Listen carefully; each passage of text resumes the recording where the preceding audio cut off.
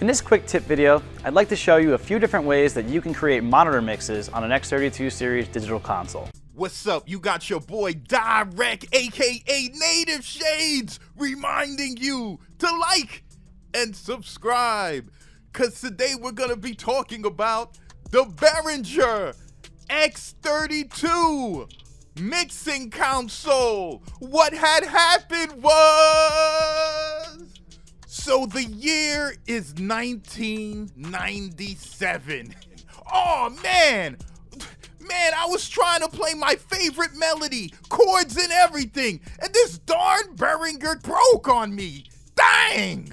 Let me call this trash company and complain. Man, I just brought this Behringer microphone. Man, I was spitting hot fire. And I don't know, as soon as I connected it to my mixer, I started hearing static and noise all over the place. And when I took it out the mixer, the cord ripped off. You know, I'm just going crazy over here, man. I just brought this Behringer mixing console. Man, I was mixing the hottest song ever. And I don't know, all of a sudden the faders fell off. And then they started mixing on different channels, not the actual channel I was on. Bro, I went outside to throw it away at the corner dumpster, but the dumpster was full with a bunch of other Behringer gear. What's going on, Behringer? Yes, ladies and gentlemen, that was Behringer. The worst reputation imaginable. Now, Behringer really got rolling in pretty much the late 80s, where the founder, Yuli Behringer, brought some of his products to a music fair and really didn't think much of it. You know, they weren't as big as Roland or Korg. So, you know, a lot of the guys were just passing them by, looking at it and saying, oh, okay, you know, that's nice, you know, keep it up. Keep reaching for the stars. So Yuli was hearing all of this stuff, so he didn't really think much of it. But when he got home, he started getting phone calls. The phone started ringing, and people were interested in his products. So Yuli, having some experience building some gear on his own before, got with a friend, formed a small company, and, you know, started producing products. But as we all know, trying to do everything by yourself or with a small staff can really get overwhelming. So Yuli decided to outsource his production. Where, you might ask? You guessed it, China. It's kind of like going to the outlet malls. You ever went to the outlet malls, you know, Burberry outlet malls or the Timberland outlet malls, thinking that you're gonna get this huge discount everyone is raving about? Then you run to the mall and you're like, oh wow, look at that. Suede Timberland boots. You brought a whole $200 with you, ready to get busy. And you're like, how much are they? And the guy's like, oh, these suede Timberland boots? Yeah, they're on sale for $399. You're like, wait, what? This is the Timberland outlet, right? Yep, Timberland outlet. We mount them and discount them. And you're like, okay, well, it seems kind of expensive. No, sir. This is a markdown price. These things were $6.99 last week. So you're like, oh, okay. And you, decide to jump on that credit card and buy these suede Timberland boots. But when you get back to your neighborhood, you see them same boots for $150. Yeah, it's the same boot. You got ripped off. That's kind of how outsourcing is sometimes. Now, where you get your gear manufactured sometimes does play a big role on the quality of your products. And China didn't really have the best reputation as far as quality manufacturing, let's just say. So throughout the late 90s, early and, kind of even mid 2000s, Behringer didn't really have the best reputation as far as producing quality products. But in 2012, that was about to change with the release of the Behringer X32 mixing console. You're getting 40 input processing channels, 32 mic channels, plus 6 auxiliary inputs and a stereo USB input. You're getting 25 mix buses and output channels, including 6 internal mix buses. Wow! You're getting 32 preamps with individual phantom power, but not just any old preamps, YouTuber.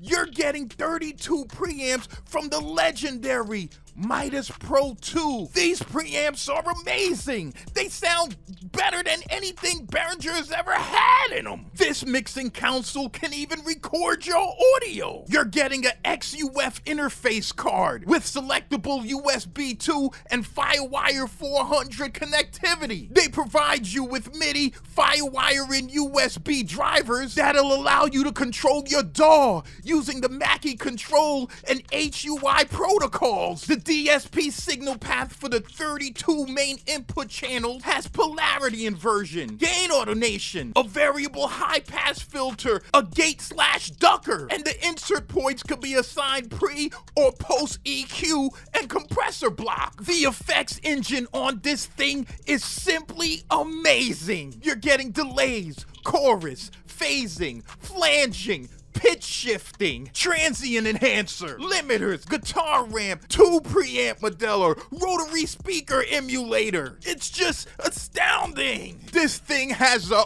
OMG 31 band graphic EQ. You're getting a gorgeous LCD screen with 13 rotary controls and 17 backlit buttons. And ladies and gentlemen, the Behringer X32 mixing console comes with a 3-year warranty. Ladies and gentlemen, when Behringer released their X32 mixing console, everybody purchased one. It was a smash hit. The production community was taken by storm with how amazing this mixing console actually was, especially coming from Behringer. Now you gotta understand, around the start of 2010, the Music Group, the parent company of Behringer, acquired 2 other great companies, Clark Technique and Midas. Now Clark Technique has a lot of fabulous products, and Midas is well known for high quality, top of the line audio gear. So these 2 companies really helped just propel Behringer in a totally new situation. All of a sudden, Behringer's old reputation started to get revised.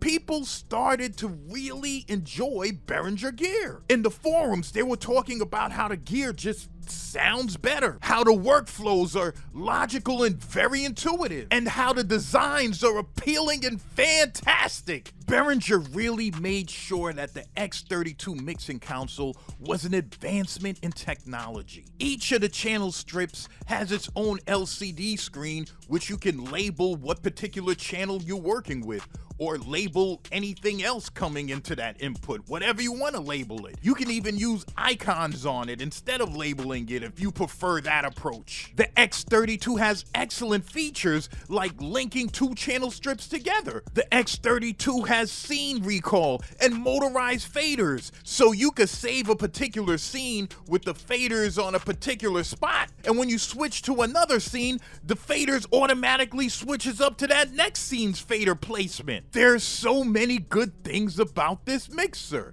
It's kind of like when you're talking to someone from another state like Hawaii or something like that, and they have a particular opinion about your town. You know, like you might live in New York City, and they'll be like, New York? Man, there's so much crime in New York.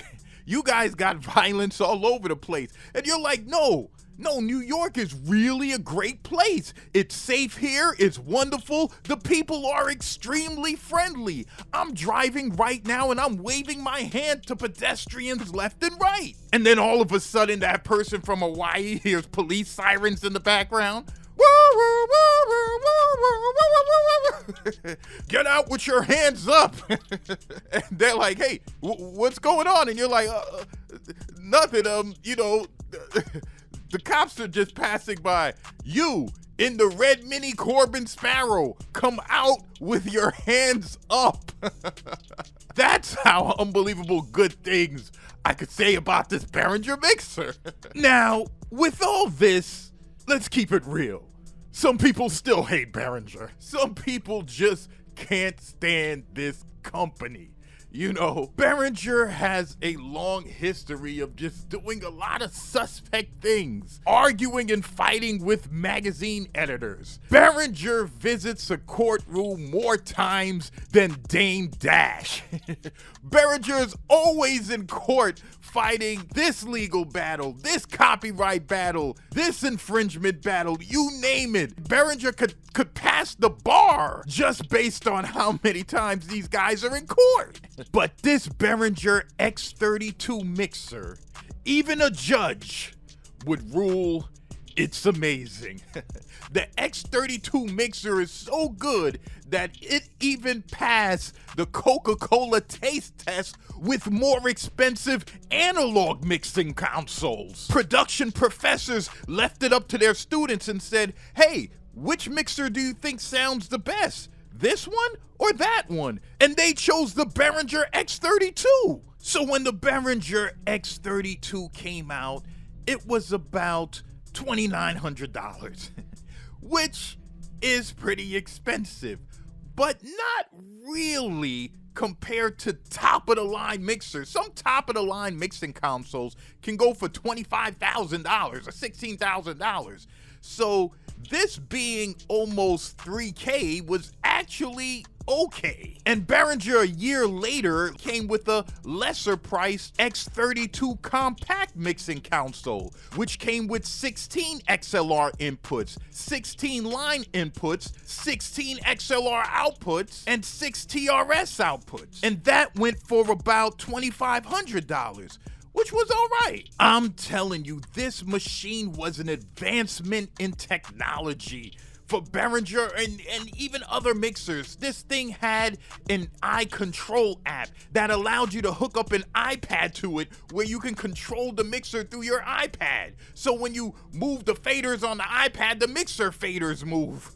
You could connect 10 iPads to this joint. It was crazy. This Behringer X32 mixing desk was so dope, in 2013, it won the prestigious MIPA award at Musikmesse in Frankfurt, Germany for the best mixing desk live. Since the X32's release, Behringer even added more versions of the X32, such as the even more compact X32 Producer, or even a rack version of the X32. They even added a multitude of cards that allowed you to incorporate SD slots, or even ADAT on these units. So yeah, folks, that's the Behringer X32 mixing console. What had happened was...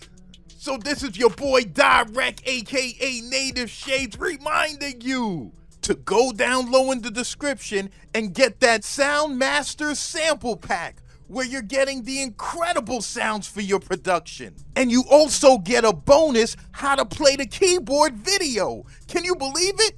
No longer do you have to walk around music stores afraid of the keyboard. No longer do you have to look at it and it's something like a confusing Rubik's Cube. Now you can play the keyboard with confidence and ease. When your relatives stop by and they're like, hey John, I didn't know you could play piano. You just say, yeah, you know, I'm kind of self-taught. I can do a little something. So this is your boy DyReck, aka Native Shades, reminding you to like and subscribe. And I'm signing off.